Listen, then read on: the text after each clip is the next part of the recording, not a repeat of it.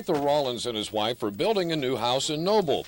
Arthur says he sure could have used his Datsun pickup during the construction, but he had to buy this Chevy pickup because his Datsun was in the shop having a new engine installed, and it's still there today.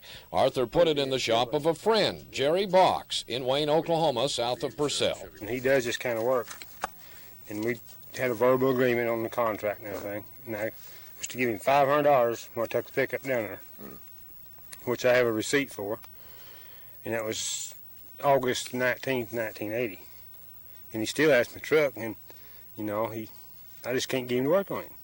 So he's had it for 20 months. How long? 20 months. 20 months now. Yeah. What's he say when you ask him about it? He just hadn't had time to work on it. He's going to get it one of these days. That's impossible. 20 months and he hasn't had time to. Well, yeah, I figured it up one time. He'd had 82 Sundays if he just worked on Sundays. Arthur says he's gone down there to look at it, and the truck is half finished after nearly 2 years. He said he checked on it after it'd been there about 6 months, but after a year, he began to get worried. Have you got to the point of hostility about it yet? No, we still keep calm when we talk, but, you know, I'm just, don't think he's ever going to fix it. Well, what inspired you to take it down there in the first place? He's a friend of mine. Soon after, on a rainy day, I found the Jerry Box garage in Wayne, Oklahoma, and I found Jerry Box, who showed me Arthur Rollins' Datsun pickup.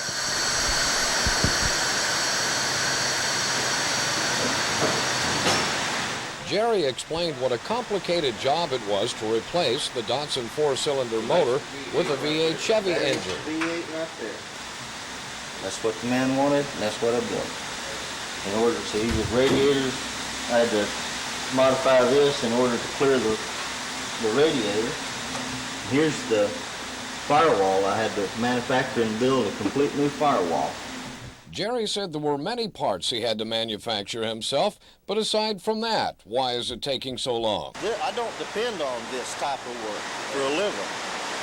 I own wife and I together own a package store in Purcell. My wife, she works at the hospital in Purcell. This started out as a hobby, and to me, it is still a hobby. Jerry thought Arthur Rollins knew he would be working on the truck in his spare time. Something like that is something that it's a mood type to me. It's like a hobby. I work on it when I want to. Well, after 20 months, when can Jerry get Rollins' truck finished up? Sure, if I just quit doing everything here, right now, and concentrated totally on this one particular vehicle, which I won't do, because I don't have time to do this. I'm not here all the time. I would say a couple of days.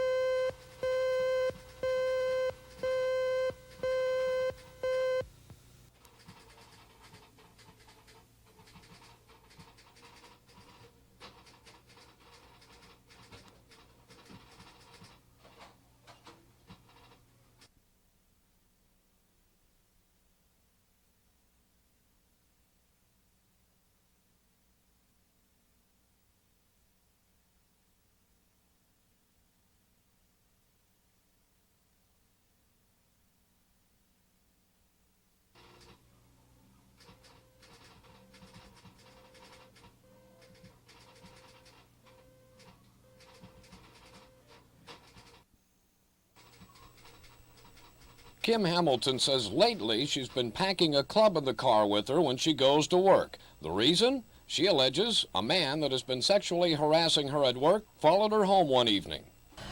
Well, he followed me down to the housing addition, and I got out and I told him to quit following me. And he then came to my car and hit me, so I got back in, and he tried to reach in at me, and I was kicking at him, and he bent my foot up over the car. And I just took off and got in here to Edmonton Children's World, and called Edmond police, and Edmond police said I had to go home and call Oklahoma City police. How so? Because it was in Oklahoma City Edition, and it wasn't in Edmonds. So I came home and I called Oklahoma City police, and they told me that I could take care of it tomorrow, not to worry about it tonight, when this guy was still hanging around out here.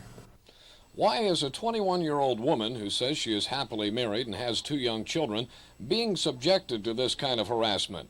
Well, Kim says it may have started with rumor and speculation. They think that I went to bed with somebody. And I mean, that's all that they're thinking. They think I did, so they think I should go to bed with them. Kim is the only woman among 16 or 17 men on the first shift at Ralston, but she alleges only about 4 of them harass her. They tried to grab at me, but, you know, I've always, you know, backed off from them because they're usually on a truck or something when I'm walking or something. And they'll drive their trucks right up behind my feet, you know. It's dangerous. I mean, it's hazardous. Just tell me what kind of methods they're using to harass. Well, we have an intercom system out there, and they get over the intercom and yell things like "Swine Belly Kim," you know, and I'm up there in the middle of eating lunch, and they'll get over the phone and oink and stuff and say Ed's looking for you and all this stuff, and they write things, they draw things on the pictures' walls, on the bathroom walls. Which I don't go in the men's restroom, but there's a few people that are my friends that go in and paint the walls for me. So not all of the men that you work with are giving you this trouble? But they're all for each other. They would never help me. I mean, they know who's doing it, but they won't go out and testify for me. Because they have to work with them, so they're not going to do that. Kim alleged management knew it was going on. The insults over the intercom go into their offices too. She's complained about it, and she says management has talked to the men. But the obscene remarks, which we cannot describe here, allegedly continued. And Kim says she's had enough. When you got to go to a job like that, it makes you where you don't want to go to work every morning. And I used to like going to work. I really did. But until I have to put up with this every day, no, I don't. I mean, it's the only reason I go is for the money. Kim claims management and her union president both told her the only way to halt the harassment for certain is to catch someone doing it. But if no one will speak up, how can she prove the harassment? Well, In Your Corner contacted the Ralston plant and left a message asking for an interview with plant manager Chuck Hubert. In the afternoon, Hubert called me back. He said he did not wish to discuss the harassment question in an interview. He said he felt the matter was settled and that he had Kim right there with him to explain that the harassment had stopped after she reported it to management. He then put Kim on the phone and she reported what Hubert had just told me. I then asked Kim if she thought there was no problem, because just a few days earlier she told me the harassment was continuing. Well, she said harassment over the intercom system had stopped. I then asked her if she wanted to talk to me later, out of the presence of the management. She said yes. And a few minutes later, Kim called me back from another phone and alleged that she was called to the front office and told to call me. She said she felt she was under pressure to tell me that the harassment had halted. Kim did admit that harassment over the intercom system had stopped, but she alleged the face-to-face harassment continued.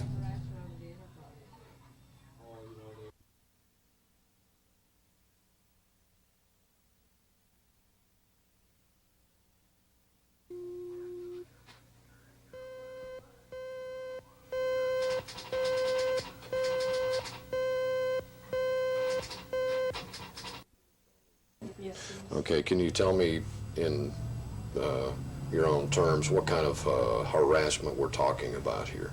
They think that I went to bed with somebody. And I mean, that's all that they're thinking. They think I did, so they think I should go to bed with them. We have an intercom system out there, and they get over the intercom and yell things like "Swine Belly Kim," you know, and I'm up there in the middle of eating lunch, and they'll get over the phone and oink. Yesterday, Kim Hamilton explained the harassment may have stemmed from a rumor that she had relations with a man at the plant. But she says she is happily married and has 2 children. However, harassment continued to the point that she was allegedly assaulted off-plant premises because she complained to management about the obscene remarks. In Your Corner called Ralston Purina. Plant manager Chuck Hubert returned the call and said he felt the problem was taken care of and put Kim on the phone to back him up. Later, Kim said she felt she was under pressure to make that call, that only the insults over the plant intercom system had stopped. The rest continued. Well, the phone incident disturbed Charlie Stafford, president of the local grain millers union. Stafford said he did not approve of such tactics, but he did feel the harassment would be halted. But I feel real confident right now as far as the company standpoint on it. They are trying to do something about it, and I think they will do something about it. I worked with Ralston a little over 11 years, and I know him, know him real well. Yeah. One thing about it, they do not want to take this one against stuff like this because it's asinine. However, Stafford says after our contact, the shift foreman called the workers in and warned them that further harassment could lead to somebody losing a job.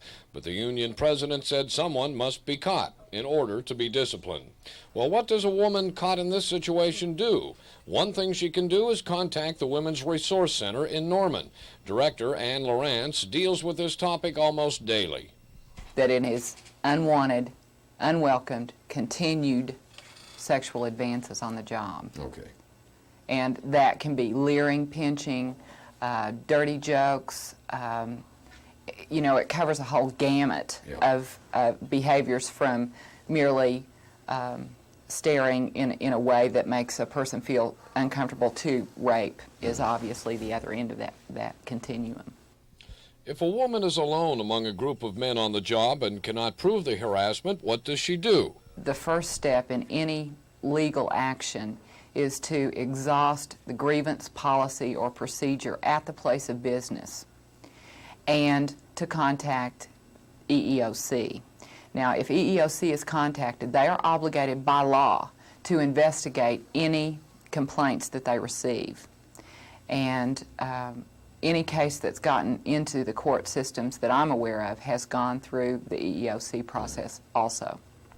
In handling the situation, Ann Lawrence says first a woman should realize she is not alone. Many are harassed. Second, she should not be afraid to tell somebody.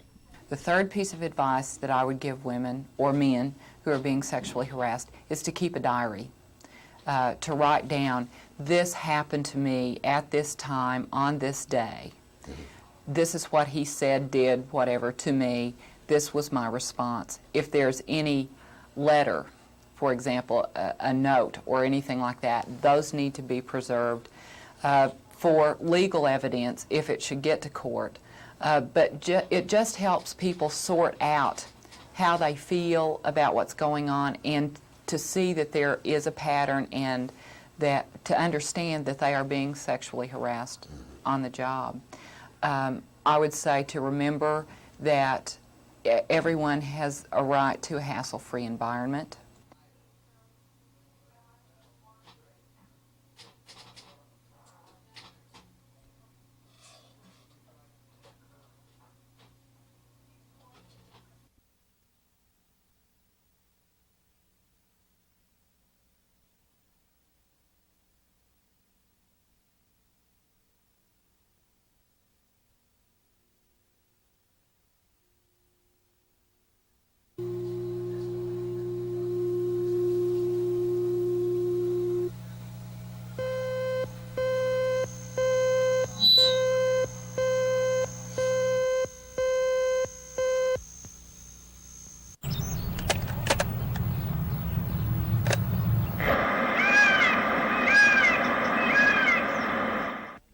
Ken Sipes said he thought we might not believe him if he told us a peacock was keeping him and his wife up at night, so he recorded the sound from inside his house.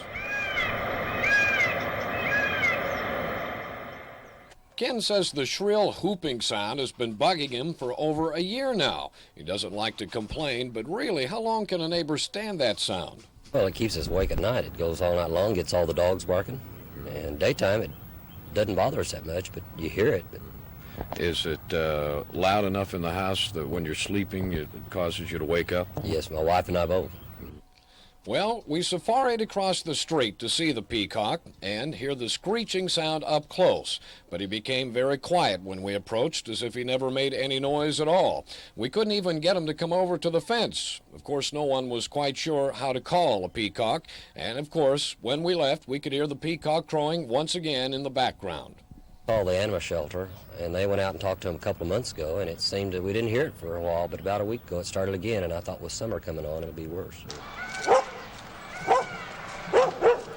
I could hear the peacock crowing as I went around the block to visit the peacock's owners, Mr. and Mrs. Eugene Butkowitz, to see what could be done to quiet down the plume bird. Mrs. Butkowitz was already aware of the problem I asked her about. We thought we'd come over and ask you about it. If there's anything that can be done about the noise. Yeah, we're going to have to see about doing something, maybe taking to the zoo or something. I don't know of any other way except bringing his neck. But he is pinned up, Yeah, you know. yeah. And hi, honey. It's Channel 4. They're talking about the George, the peacock. Yeah. Is that his name? Yeah, we call him George. Yeah. he's A our beautiful son. bird, but a couple of the neighbors, I guess, Yeah. been getting woken up at night, so they... So evidently, well, we weren't aware of it, but evidently we do have some neighbors that evidently work from 12 to 8, you know, Yeah. at night, and then sleep in the mornings. The Butkowitz said they had purchased the bird at a flea market swap shop. They liked it because of its beautiful plumage. They were thinking about taking him to the zoo now so he wouldn't disturb the neighbors, but they weren't quite sure if the zoo would take him. I checked with Bruce Miller, zoological curator at the Oklahoma City Zoo, who said if an animal such as a peacock is disturbing neighbors, they would take him. We would be happy to accept this individual bird. Normally we do not accept peacocks and Easter ducks and things like this. There are procedures to donate animals to the zoo. We recommend with any animal that a person would like to donate to the zoo to call first and talk to the receptionist, and then she will route the caller to the appropriate curator. However, Bruce said people can't just drop off an animal at the zoo. The animal must start out in isolation while it's checked for disease. What you see behind us here is our quarantine area, isolation area. It's closed to the public. All animals, whether they come from another zoo or a private individual, spend 30 days in a quarantine facility where they are run normal health checks and medical checks are done by the veterinarian. And then once everything is healthy, they are released to the general collection out here in the zoo.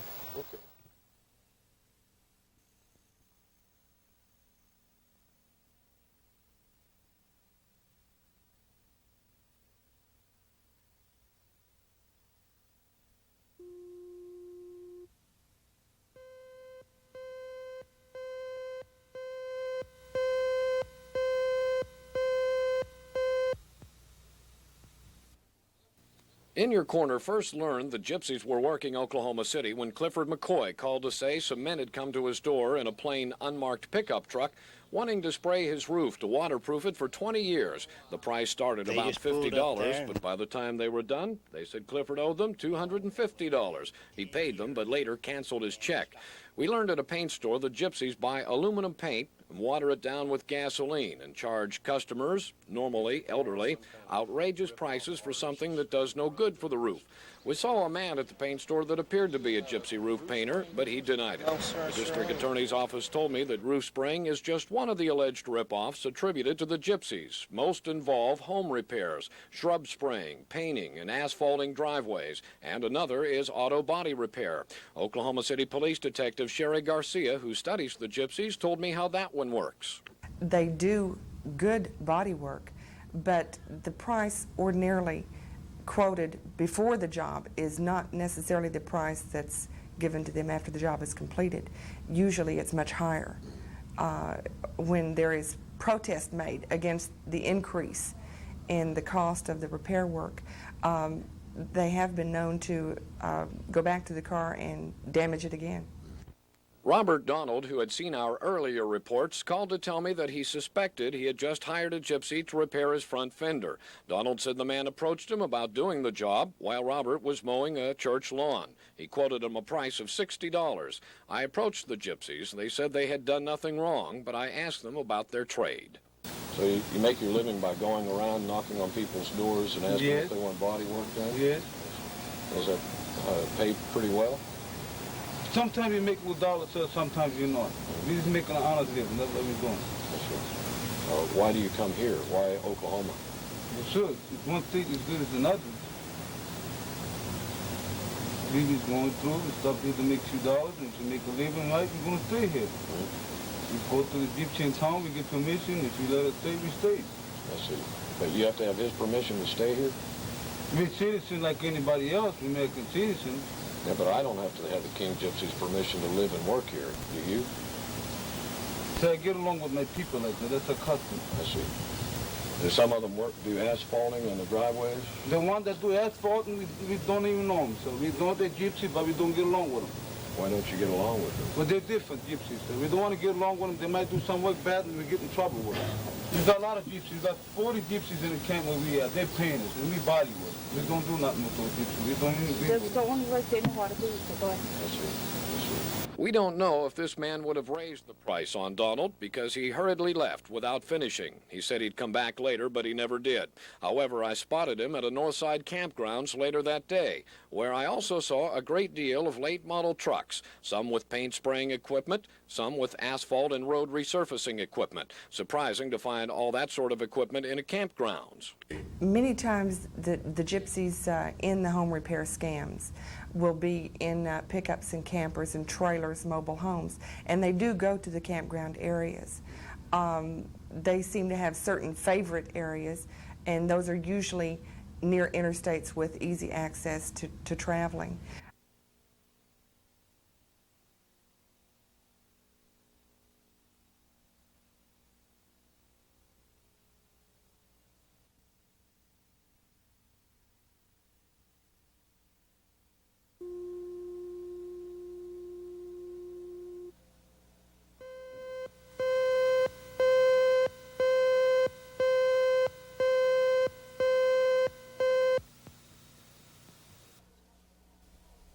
A couple of weeks ago, Virginia Downs found an advertisement on her car windshield after returning from lunch with her mother. The advertisement was for a free gift. The company offering the gift, Duralco. It said, subject to company rules, we are holding a gift for you valued at $10 to $50. Call now and make arrangements to pick up your gift. And what my mother had done is call the number on the ticket, and they told us to come on out that we were eligible for a gift. Well, Virginia and her mother went directly to Duralco, anticipating a tour around the showroom in exchange for a free gift. But when they arrived, they were a little surprised. And we stepped up to the desk, and she was surprised that we came with this yellow slip. What'd she say? She wanted to know how we got there with that. And I said, well, we called, and you gave us the address, and we came on out. And we wanted to see their merchandise, and she wouldn't let us make an appointment because our husbands worked there, and she wouldn't let us see the merchandise. We weren't allowed in. In other words, we were sent back out on the street. We felt like we'd have our hands slapped. Yeah. And we even asked if we could see the merchandise, and she said no, that our husbands weren't with us, and my mother was over 50, and she didn't want to talk to us. Virginia said her mother was so upset she tore up the ticket and they both left, feeling as though they had been discriminated against. Well, I felt like they were saying my signature wasn't any good, and of course at the time I didn't know why. And not to sell to anyone because they're over 50 or under, I can't remember, she said 20 or 25. I felt like it was discrimination. Virginia said when they called to set up the appointment, no one mentioned anything about age limit or that their husbands needed to be along. Without identifying herself, In Your Corner's associate producer Meredith Sanders decided to call Duralco to see how they set up the tours. The person that answered the phone did say that in order to claim the prize, you must be married, must be between the ages of 21 and 55, one spouse must be employed, and both must appear for the tour. I talked to Duralco President Rusty Durrell by phone, and he says, yes, they do require that both husband and wife be present to view their products and receive the free gift. And he says Duralco people always tell the customer that when they call for their appointment. However, he says if someone slipped up and didn't inform Virginia Downs of that, then he'd gladly have her come in with or without her husband to view their products and receive a free gift. And in fact, Virginia has already done that. Now, why was Virginia's mother not eligible for the free gift at her age? Well, Duralco says the products they carry and the program they have normally appeal to younger couples in the process of setting up a home and acquiring appliances for it. He says they found through experience that most people over 55 have already done that and are not normally interested in the program. But Mr. Durrell says he doesn't feel it's discriminatory. He says the Federal Trade Commission says if you're giving away free gifts, you get to decide who to give them to.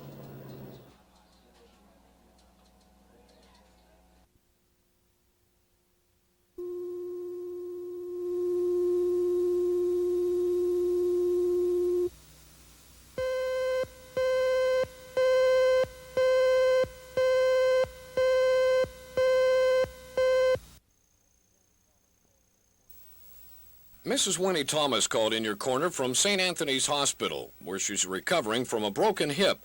Winnie watches in your corner from Eldus, so she hoped we could find out why Amcare charged her $175 for an urgent run from her sister's house where she fell and was injured. You see, Winnie Thomas broke her hip here at her sister's house at 1105 Southwest 43rd Street. What Winnie wants to know is why it cost her $175 to go by ambulance less than half a block away to South Community Hospital.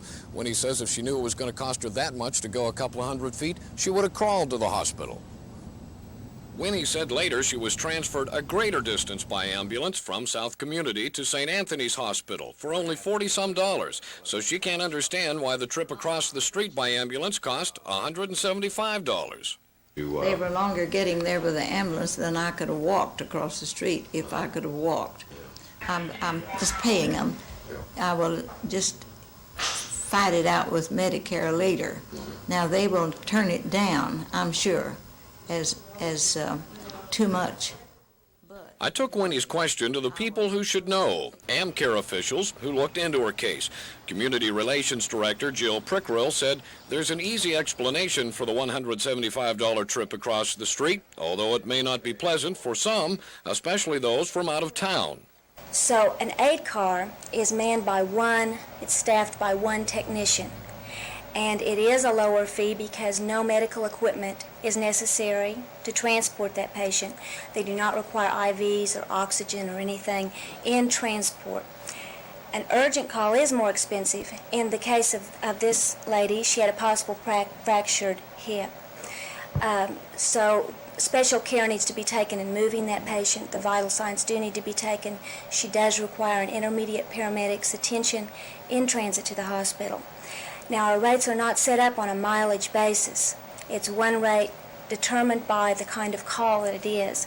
So this, although it may seem to a lot of people that they only went 1 mile or 2 miles and the rate is very high, the rate is the same as if they had gone 10 miles in the service area or 15 in the service area.